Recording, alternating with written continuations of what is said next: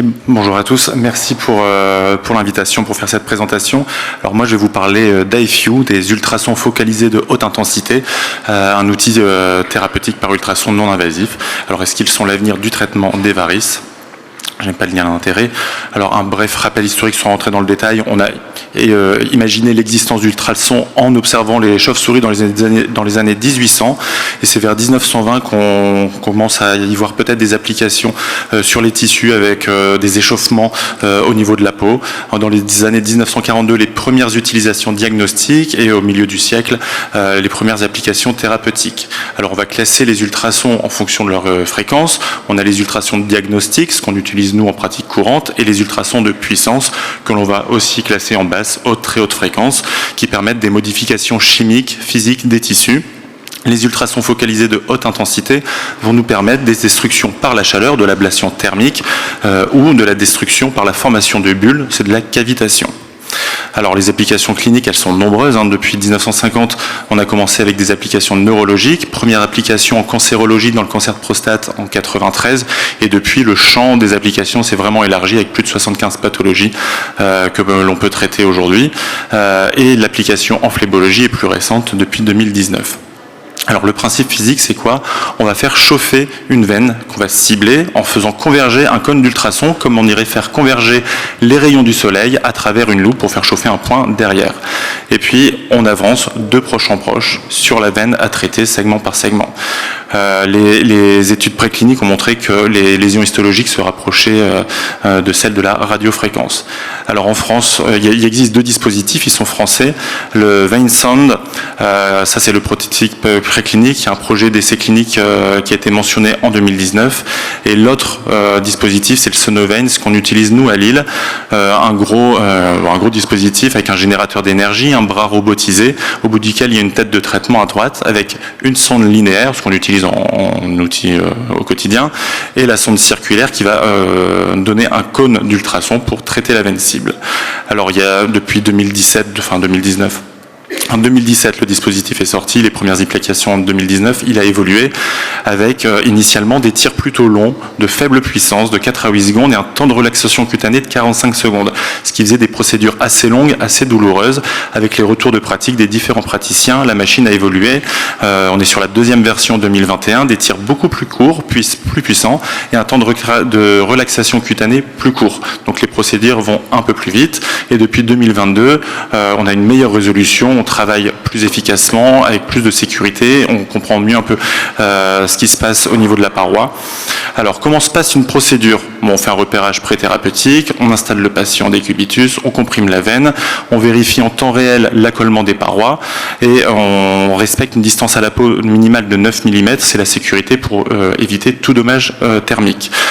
Une fois qu'on est bien positionné en sécurité, on va lancer le tir IFU pour chauffer la veine autour de 90 degrés et obtenir son occlusion. On a parfois recours à quelques millilitres d'anesthésie locale pour écarter, protéger des tissus, des structures voisines, ou parfois si les procédures sont un peu trop douloureuses.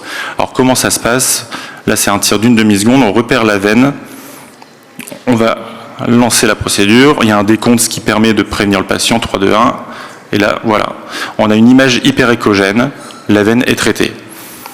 Alors là, en coupe longitudinale, à gauche, 1 cm de veine traitée, on a relevé la tête de traitement pour décomprimer la veine, et à droite, on va continuer d'avancer comme ça, de proche en proche. Alors, où en sommes-nous en 2023? Les premières applications étaient en 2019. Là, actuellement, on a 16 centres, 14 en Europe, 2 en France, à Lille et à l'hôpital d'Argenteuil. Les indications, elles sont larges. Alors, il y a des limites de 9 à 24 mm à respecter. Ça, c'est du fait du device, la tête de traitement et ce cône d'ultrasons qui est généré. On ne peut pas aller plus profond ou plus superficiel. Les indications, comme je disais, elles sont larges. Les SAFEN, des Giacomini, des perforantes. Pour nous, une belle indication, c'est la perforante. Les procédures, on en a eu quelques centaines avant 2021, un petit ralentissement à cause de la Covid, et on y a une belle reprise avec plus de 2000 traitements en 2023.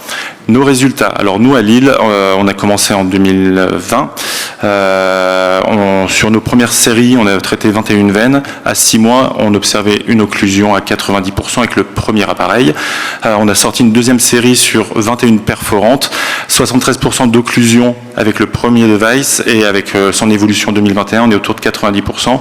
Et c'est des occlusions qui se maintiennent à 18 mois. On observe une fibrose. Pour nous, c'est fermé, ça ne se réouvrira pas. La littérature est assez pauvre, c'est finalement que des communications en congrès sur les résultats de séries de cas de chaque praticien. On est sur 6 de ces communications sur des résultats de 88 à 96% d'occlusion, à plus ou moins long terme, hein. Et 2 séries où ils ont des occlusions plus modestes à 60-64% d'efficacité, mais un ressenti patient, une amélioration de la qualité de vie. Les complications, il y a quelques thromboses superficielles décrites, quelques érythèmes ou brûlures cutanées, des paresthésies qui sont transitoires. Il n'y a aucun événement grave de TVP ou d'embolie pulmonaire qui a été rapporté. Alors là, c'est une grande saphène en coupe longitudinale avant traitement, à J0, l'image du milieu, et en longitudinale, on a un œdème pariétal, une veine occluse. Plusieurs mois après, 11 mois, là, on a un respect de la crosse, j'ai pas l'épigastrique, mais qui vient se drainer et qui circule en sens physiologique, et on a une régression, une fibrose de la veine grande saphène. Ça, c'était une Giacomini de 8 mm, à J0 à gauche, et 9 mois plus tard, qui tend vers la fibrose. Une perforante de fausse poplité de 6 mm qui 11 mois plus tard est complètement fermée, fibrosée. Les avantages, les inconvénients, ça se passe au cabinet, c'est pas invasif, pas de ponction, pas d'incision. Le ressenti est plutôt bon de la part des patients, il faut quand même bien gérer la douleur. On a une réduction des temps de procédure avec l'évolution des machines. Initialement, c'était 2 heures de procédure hors positionnement, avec les tirs de 4 à 8 secondes et le temps d'attente de 45 secondes. On tend vers des procédures de moins d'1 heure, positionnement inclus. Les perforantes, en fonction de la difficulté de la taille ou du positionnement qui est un peu plus compliqué parfois, ça peut être 10 à 30 minutes. Les indications sont larges. Si on réfléchit en hémodynamique, on peut aussi faire de l'ASVAL, du Shiva, certains centres s'y mettent. Les inconvénients, il y a une courbe d'apprentissage, il faut bien comprendre l'anatomie, la sélection des patients, bien respecter les critères, puis une prise en main avant d'avoir de bons résultats. Ça reste sensible, c'est douloureux, on peut avoir recours à la locale.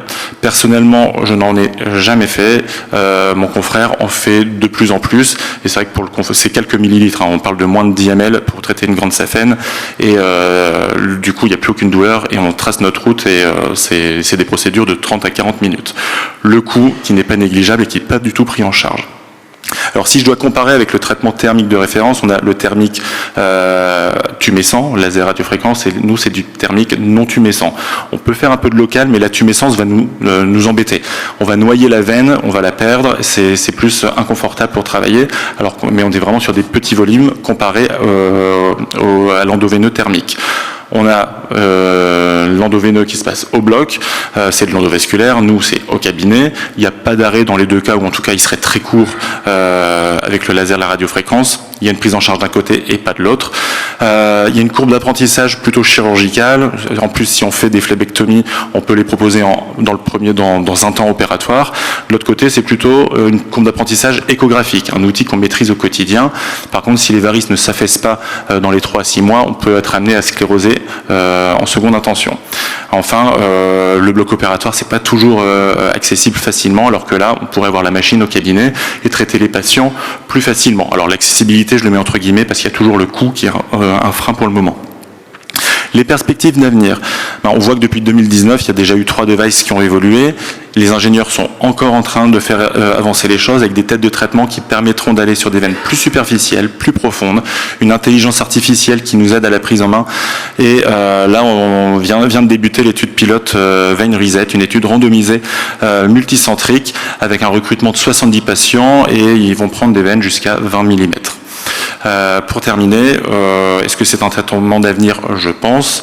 Ce qui est élégant, c'est au quotidien, on utilise des ultrasons diagnostiques, et là on se tourne vers des ultrasons thérapeutiques, c'est quand même quelque chose qu'on maîtrise. Il y a une courbe d'apprentissage échographique, on n'a pas tous des appétences pour aller au bloc opératoire, pour opérer, mais ça c'est quelque chose qu'on peut faire dans notre cabinet. Bien sûr, il faudra des études prospectives, des études comparatives pour définir la place et élargir notre arsenal thérapeutique. Je vous remercie. Et si vous avez des questions, je laisse nos mails. Voilà.